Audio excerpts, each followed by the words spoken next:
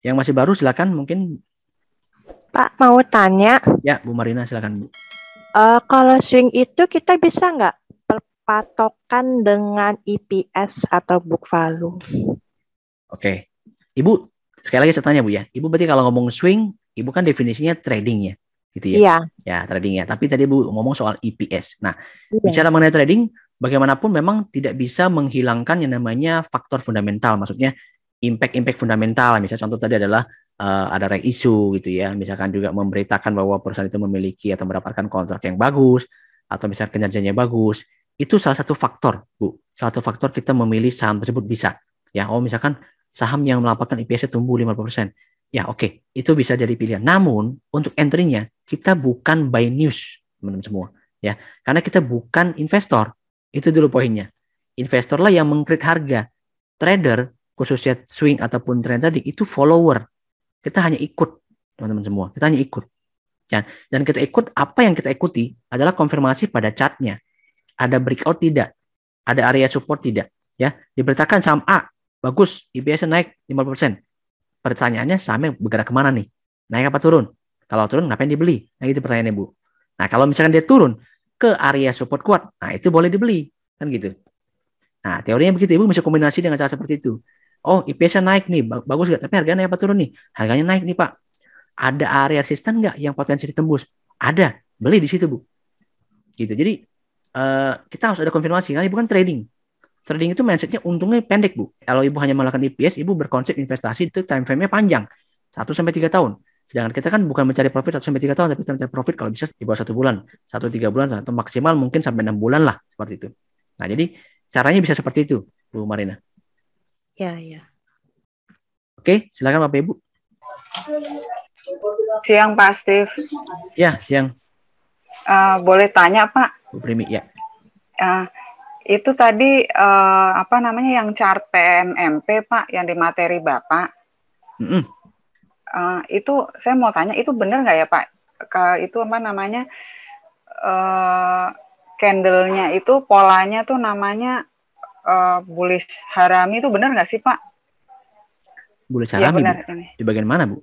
Yang terakhir itu, yang candle terakhir yang itu kan gede tuh, hijau. Bukan gede. bullish harami sih namanya sih Bu. Apa namanya, memeluk atau mengcover seperti ini namanya bullish engulfing.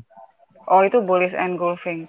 Ya. Nah, berarti itu kan salah satu salah satu pola bakal akan trennya bullish, benar nggak Pak?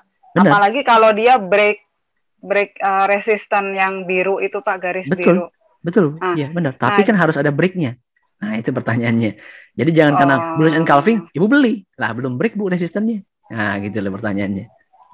Itu sebenarnya simpel. Nah sebenarnya kalau trading itu sebenarnya nggak terlalu susah juga teman-teman semua ya. Tapi butuh sabar. Karena orang nggak bisa lawan sabarnya dia gitu loh. Itu masalahnya. Gitu. Iya. Jadi orang bullish engulfing beli. Pertanyaannya udah break resisten belum? Itu pertanyaan keduanya. Tinggal tanamin di otaknya aja Bu. Udah break resisten belum? Oh ada potensi nih break resisten. Ya boleh beli. Karena sebelumnya udah bullish engulfing. Artinya buyers kuat dorongnya. Nah gitu. Iya. Siang Pak Steve. Saya Akbar Pak. Ya, silakan Pak Akbar. Pak, ini menyambung yang buy on breakout PMMP Pak ya. Jadi kita buy-nya itu bukan ketika nge-break garis kuning Pak ya, tapi resistennya lagi. Yes Pak, gitu. Kalau Bapak bilang boleh nggak saya beli break garis kuning, boleh aja Pak, boleh aja. Cuman kalau untuk seorang trend following, kita mencari horizontal resistance. Horizontal resistance itu jauh lebih kuat dibandingkan diagonal resistance Pak. Gitu, itu prinsipnya. Jadi makanya kita nggak apa-apa untuk kalau trend following ya, maksud saya kita nggak apa-apa untuk telat sedikit. Tapi bukan berarti juga nih, misalkan saya secara pribadi ya, kalau misalkan dia break itu resistance saya nggak beli, bisa juga saya beli Pak. Tergantung bagaimana saya menghafal atau sudah mengikuti chart CPMMP ini seperti apa gitu. Tergantung. Saya yakin nih, misalkan contoh tadi Ibu Marina bilang IPS-nya bagus. Saya yakin dengan dukungan laporan keuangan yang bagus ini, bayar saya kuat, udah saya ikuti ceritanya Pak. Saya berani beli. Gitu. Saya berani beli ketika dia break resist yang garis kuning itu Pak. Begitu. Jadi trend following ini nggak untuk hanya blue chip lapis 2, tapi enggak Pak, enggak. Bisa masuk Pak ya. Ya, bahkan sebenarnya pembelian terbesar bukan gini. Bahkan the big jackpot kita sebenarnya bukan beli pada saat saham itu justru udah bergerak uptrend Pak. Enggak. Trend following itu punya dua sisi. Yang paling besar itu adalah yang seperti saham cash. Bapak member bukan? Kalau Bapak member, Bapak tahu Iya, saya saham beli cash. cash. Nah, itu adalah seperti saham cash, Pak. Kita dapat saham seperti cash, kita beli di early uptrend-nya, di bagian bawah. Nah, itu yang bisa kasih kita big jackpot, Pak. Jadi, kita fokus kedua, ke saham yang bisa punya potensi early uptrend sama saham yang memang sudah uptrend. Nah, tinggal bagaimana manage strateginya masing-masing. Orang bisa beda-beda. Kalau saya kombinasikan, portfolio saya isinya macam-macam. Jadi, ada yang kayak gitu, ada yang resiko tinggi, ada yang volatilitas rendah, gitu kan, ada volatilitas yang lebar dan sebagainya, gitu sih. Biar kita bisa beat the market. Oke. Ya, makasih ya Pak. Ya, makasih. Silakan Bapak Ibu yang lain. Tadi ada. Ya, sore Pak Steve. Sore. Iya, saya mau tanya Pak, kalau misalkan untuk seperti konstruksi tahun lalu Pak, itu kan naiknya kan very strong uptrend ya Pak, bulan November Desember itu Pak. Iya, hampir semuanya itu mah. Nah, ya, nah itu untuk cari titik entry yang nyaman itu agak sulit Pak, soalnya melihat takut besok naik atau turun gitu Pak. Nah, that's why, itu, ya, oke. Gimana Pak? Ya, sama kalau boleh tanya satu lagi Pak. Ya. Untuk screening saham yang early trend uptrend gimana ya Pak? Gitu aja Pak. Terima kasih Pak Steve. Oke. Ya, oke. Ya kembali lagi sih Pak Christopher ya. Jadi bagaimana Bapak menentukan gaya tradingnya tadi? Ya, jadi kalau saya gaya tradingnya trend following, saya sudah punya stock universe, saya sudah punya watchlist yang saya ikuti. Makanya kalau saya ikuti, saya bisa beli tuh ketika dia turn around, gitu. Ketika dia break trend line di bawahnya, contoh saham cash, contoh saham terbaru ini ya, saya bisa beli. Kalau Bapak nggak ikuti, hanya lalu lintas aja di saham gitu ya, ikutin grup sana, grup sini, baca broadcast sana, broadcast sini, nggak bakal bisa dapat momen yang tepat, Pak. Gitu. Prinsipnya gitu. Jadi kalau Bapak ikuti, misalnya saya ikuti Adi nih, saya udah rekom Adi kan, saya ikuti, Pak. Maka saya tahu titik terendahnya di mana, ketika dia mulai balik di harga berapa, Pak. Dan kita entry. Gitu. Kalau saya nggak punya stock universe, saya nggak ikuti, saya hanya teman tahunya baca berita orang, broadcast grup sana, broadcast grup sini. Ujungnya Bapak modalnya masuk ke sana, ya, belum tentu hasilnya bagus, tapi yang harusnya saham Bapak beli itu Bapak nggak kebeli, Pak. Karena modal Bapak sudah habis. Nah, itu sih poinnya sih. Seperti itu. Nah, bicara mengenai screening, tekniknya banyak sih, Pak. Bapak bisa pakai tools, misalkan Bapak cari saham yang di atas MA 200, misalkan MA 200, Bapak bisa cari tuh screening. Itu juga bisa. Seperti itu ya. Kemudian banyak juga cara lain, misalkan Bapak cari yang MACD-nya Golden Cross. Bapak bisa pakai tools, misalkan di TradingView, itu bisa Bapak coba. Gitu ya. Setahu saya sih bayar sih. Kalau misalkan untuk yang trialnya dia cuman apa istilahnya ya, dia kayak nggak bisa preset gitu Pak. Jadi kalau Bapak pakai itu sehari hilang gitu. Jadi Bapak mesti set lagi gitu. Bapak bisa saat seperti itu sih. Cuma kalau untuk yang screening cara trend following, ya nanti saya harapin Bapak bisa ikut sih yang advance ya. Di bulan Januari sih akan diadakan lagi. Karena setahun cuma 2 kali Pak saya adain. Itu khusus untuk yang trend following, gaya saya menentukan screeningnya. Seperti itu. Oke, Pak Christopher. Oke, baik Pak Steve. Terima kasih Pak. Ya, ya, Pak Sep. Silakan Pak. Gini Pak, saya mau barusan disinggung masalah ini ya apa MA ya. Ya. Nah untuk SM Sam sendiri itu pakai MA berapa Pak? Terus yang jadi pertanyaan juga kalau misalkan di teknikal itu dia berada di antara MA tersebut atau mungkin di atas sedikit atau di bawah sedikit, itu apakah memang akan mengikuti atau berbalik gitu arahnya?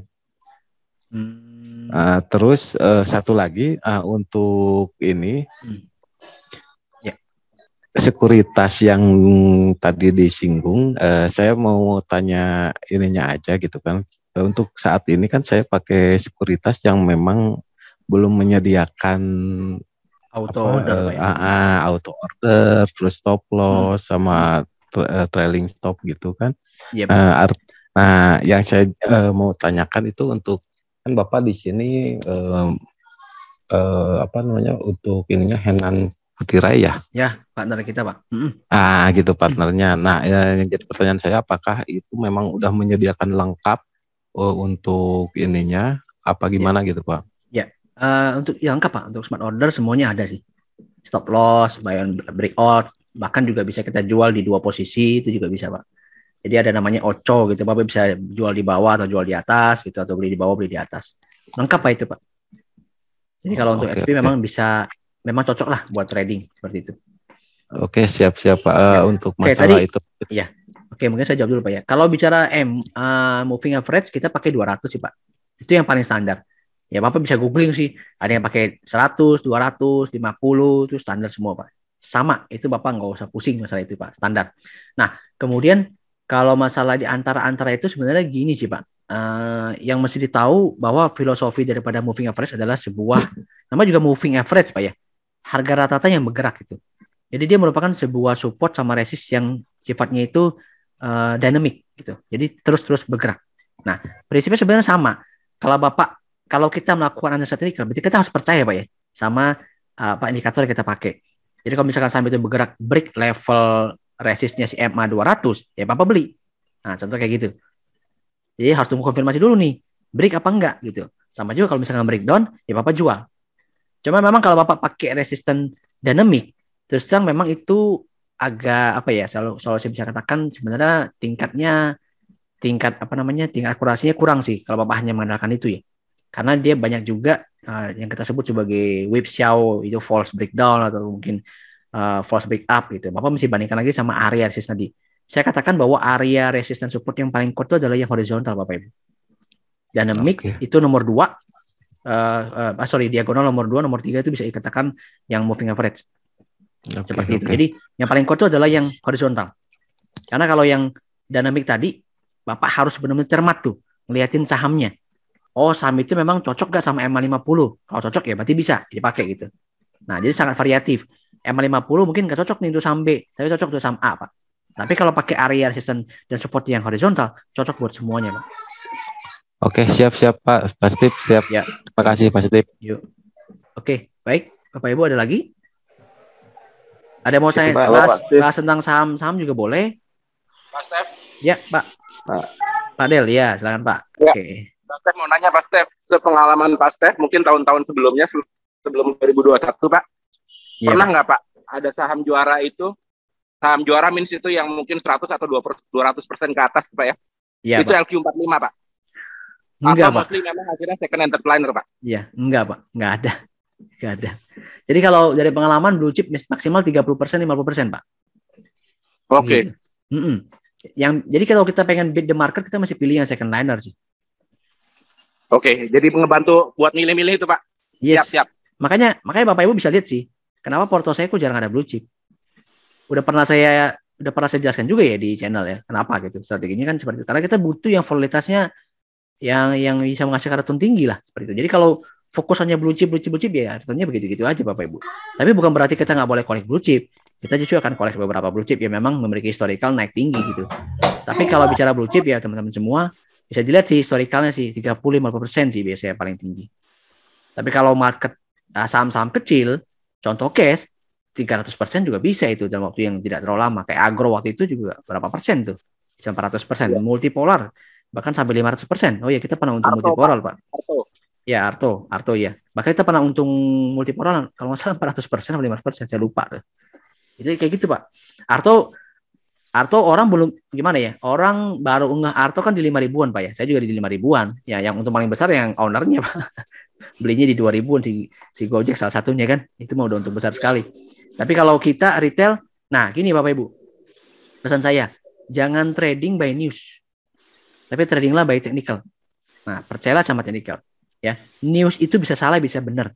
Tapi technical juga sama, bisa salah, bisa benar. Tapi kalau Bapak Ibu hanya percaya sama news, technical nggak confirm, Bapak Ibu berarti melakukan gambling gitu istilahnya. Saya ngomongnya, Bapak Ibu hanya judi. Bisa benar, tapi bisa juga salah.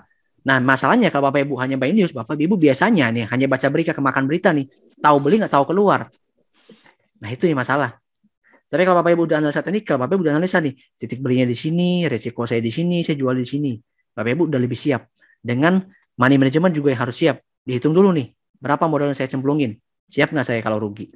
Itu pertanyaannya.